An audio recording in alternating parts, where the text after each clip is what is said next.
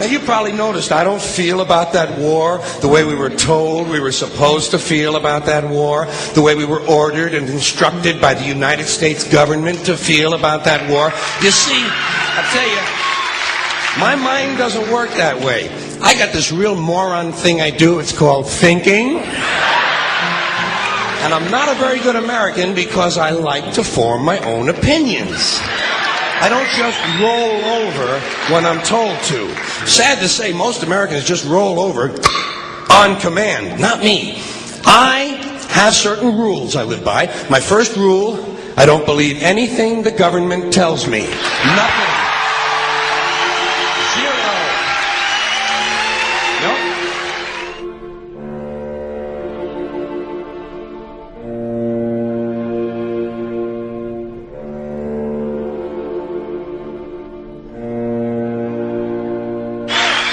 And I don't take very seriously the media or the press in this country, who in the case of the Persian Gulf War were nothing more than unpaid employees of the Department of Defense, and who most of the time function as kind of an unofficial public relations agency for the United States government. So I don't listen to them, I don't really believe in my country, and I gotta tell you folks, I don't get all choked up about yellow ribbons and American flags. Now, to balance the scale, I'd like to talk about some things that bring us together. Things that point out our similarities instead of our differences. Because that's all you ever hear about in this country is our differences. That's all the media and the politicians are ever talking about, the things that separate us, things that make us different from one another.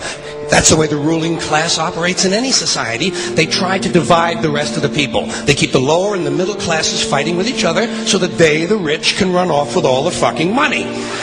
Fairly simple thing, happens to work.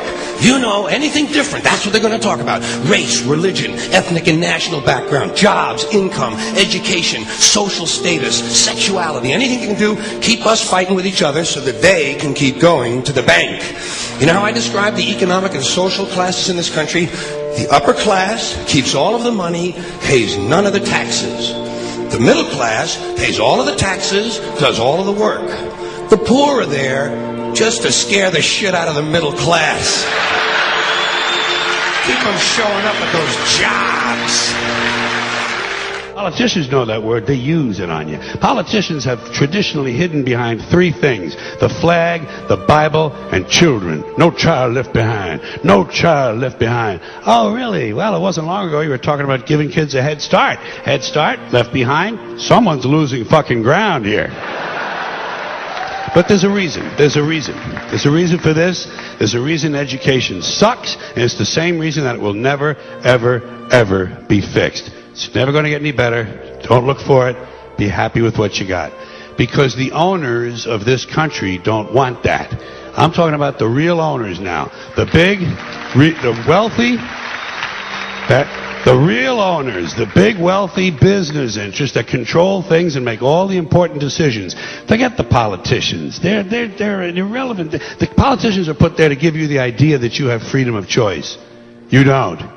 You have no choice. You have owners. They own you. They own everything. They own all the important land. They own and control the corporations. They've long since bought and paid for the Senate, the Congress, the state houses, the city halls. They got the judges in their back pockets, and they own all the big all the big media companies. So they control just about all of the news and information you get to hear. They got you by the balls. They spend billions of dollars every year lobbying to get what they want. Well, we know what they want. They want more for themselves and less for everybody else. But I'll tell you what they don't want. They don't want a population of citizens capable of critical thinking. They don't want well-informed, well-educated people capable of critical thinking. They're not interested in that. That doesn't help them. That's against their interest. That's right. You know something? They don't want people who are smart enough to sit around the kitchen table and figure out how badly they're getting fucked by a system that threw them overboard 30 fucking years ago. They don't want that. You know what they want? They want obedient workers. Obedient workers. People who are just smart enough to run the machines and do the paperwork, and just dumb enough to passively accept all these increasingly shittier jobs with the lower pay, the longer hours, the reduced benefits, the end of overtime, and the vanishing pension that disappears the minute you go to collect it. And now they're coming for your Social Security money. They want your fucking retirement money. They want it back. so they can give it to their criminal friends on Wall Street. And you know something? They'll get it. They'll get it all from you sooner or later, because they own this fucking place. It's a big club, and you ain't in it. You and I are not in the big club.